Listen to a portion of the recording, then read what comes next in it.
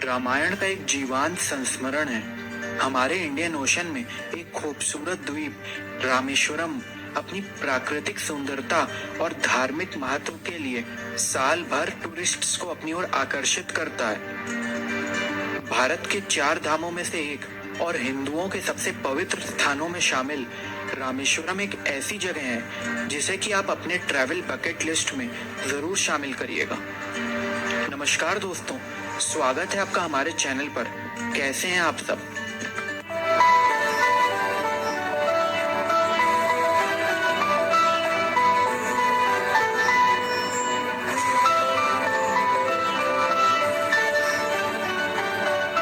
आज के इस वीडियो में हम आपको लेकर चलेंगे पाम्बन द्वीप स्थित रामेश्वरम में।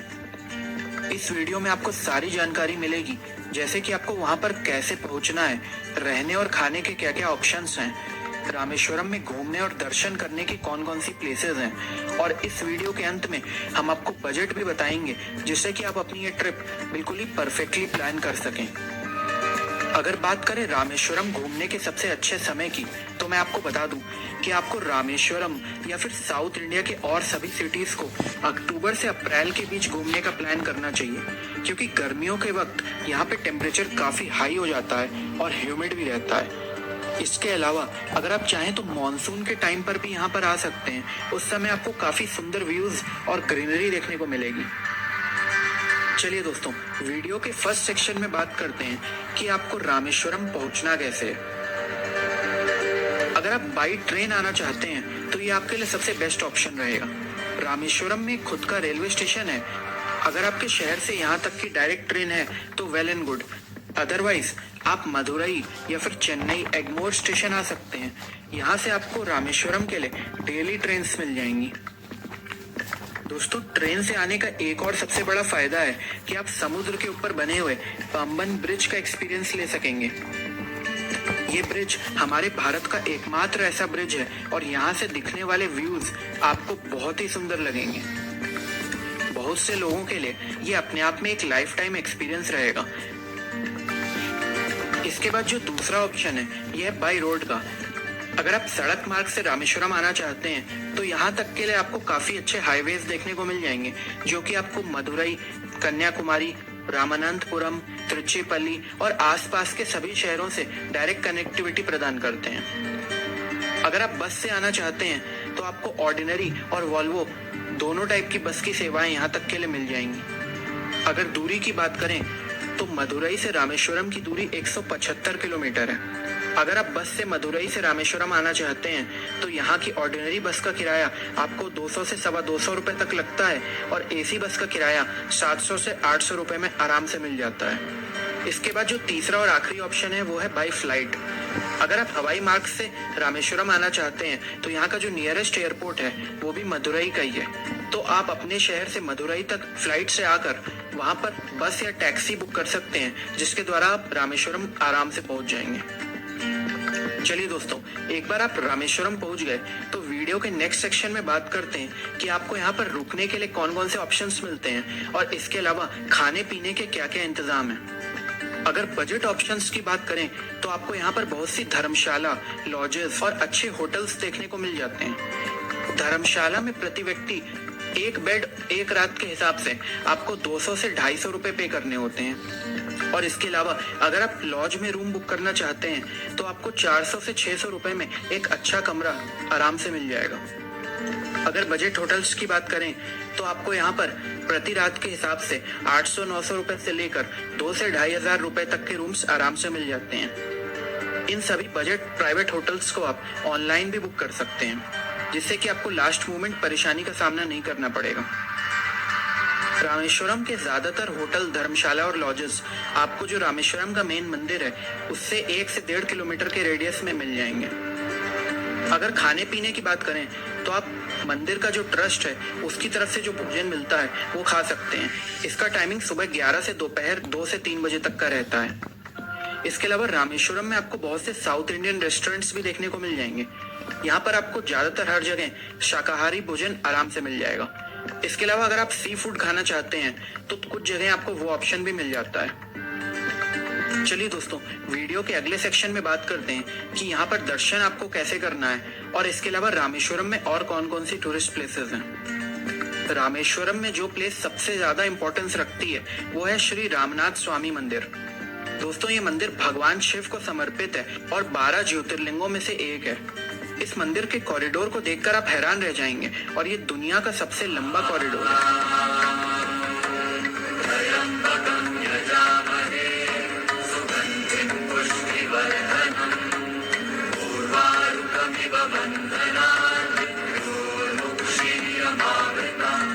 इसी मंदिर के बाहर एक अग्नि तीर्थम बना हुआ है, जहाँ पर मंदिर में दर्शन करने से पहले आपको स्नान कर लेना चाहिए।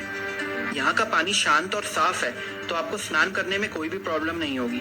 ऐसी मान्यता है कि श्री राम जी जब रावण का वध करके आए थे तो वो भी यहीं पर स्नान किए थे। इसके बाद जब आप मंदिर परिसर में घुसते हैं तो फिर यहाँ पर आपको 22 कुंड देखने को मिलते हैं। हर कुंड के पास आपको यहाँ के ट्रस्ट के एम्प्लॉयज मिल जाएंगे, जो कि आपके ऊपर एक एक करके सभी कुंड का पानी डाल देते हैं। ऐसी मान्यता है कि इन कुंडों के पानी से स्नान करने के बाद आप अपने पापों से छुटकारा पा लेते हैं। यहीं पर आपको चेंजिंग रूम्स भी देखने को मिल जाते हैं। चलिए, इसके बाद आप प्रस्थान करिए मंदिर के अंदर दर्शन करने के लिए। यहाँ पर आपको 2 शिवलिंग देखने को मिल जाते हैं। सीता जी के द्वारा रेत से बनाया हुआ शिवलिंग भी यहीं पर ही मौजूद है। दोस्तों, इस मंदिर में महाशिवरात्रि के टाइम बहुत ज्यादा भीड़ होती है। अगर नॉर्मल दिनों के टाइमिंग की बात करें तो यहाँ पर आप सुबह 4 साढ़े 4 बजे से लेकर दोपहर 1 बजे तक और फिर शाम 3 बजे से लेकर रात 8 बजे तक दर्शन कर सकते हैं। चलिए, ये तो हो गया रामेश्वरम का मुख्य मंदिर। इसके अलावा भी रामेश्वरम में और बहुत से मंदिर और टूरिस्ट प्लेसेस हैं जहां पर आप घूम सकते हैं। आइए उनके बारे में बात करते हैं। इस लिस्ट में सबसे पहला नाम आता है पंचमुखी हनुमान मंदिर का। दोस्तों, पंचमुखी हनुमान मंदिर रामेश्वरम मंदिर से केवल 2 किलोमीटर की दूरी पर स्थित है। ये मंदिर हनुमान जी के 5 रूपों के लिए प्रसिद्ध है। इसके अंदर हनुमान जी की मूर्ति को सिंदूर से सजाया गया है। मंदिर के बाहर आपको तैरते हुए बहुत से पत्थर मिल जाएंगे।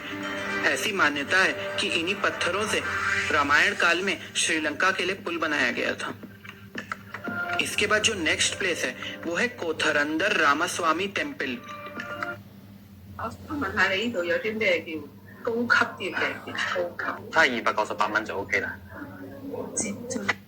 कोथरंदर रामास्वामी टेम्पल।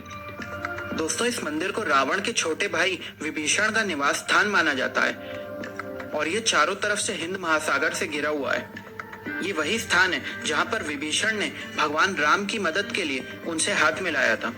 यहाँ पर आपको राम जी, लक्ष्मण जी, सीता जी और हनुमान जी की मूर्ति भी देखने को मिल जाएगी। इसके बाद जो नेक्स्ट प्लेस है वो है कलाम नेशनल मेमोरियल। दोस्तों, हमारे देश के पूर्व राष्ट्रपति और प्रख्यात वैज्ञानिक डॉक्टर एपीजे अब्दुल कलाम के सम्मान में ये मेमोरियल बनाया गया था। यही प्लेस उनका मूल निवास स्थान था और यहीं पर उनकी परवरिश हुई थी। इस घर को म्यूजियम में तब्दील कर दिया गया है और यहाँ पर आपको उनके जीवन से जुड़ी बहुत सी बातों का पता चलेगा। अगर आप साइंस में रुचि रखते हैं तो उनकी सफलताओं को बयान करते हुए यहाँ पर आपको बहुत से पुरस्कार और प्रमाण पत्र देखने को मिल जाएंगे। इसके बाद आप अरियमन बीच की ओर प्रस्थान कर सकते हैं। सफेद रेत पर जब आप अपने पैरों की छाप छोड़ते हुए आगे बढ़ते हुए पीछे मुड़कर देखेंगे तो आपको एक ऐसे सफर की अनुभूति होगी जो कभी ना खत्म होने वाला होगा।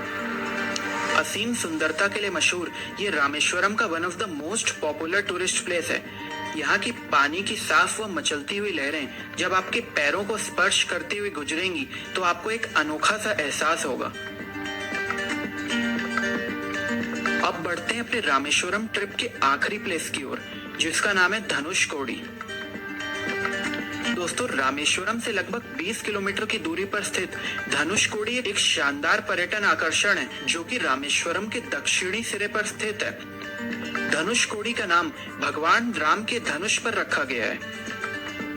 इस प्लेस के एक तरफ आपको इंडियन ओशन और दूसरी तरफ बंगाल की खाड़ी देखने को मिल जाएगी। दोस्तों, एक समय पर धनुषकोडी एक बहुत ही समृद्ध शहर था, पर साल 1964 में आए भयंकर साइक्लोन ने इस शहर को नष्ट कर दिया।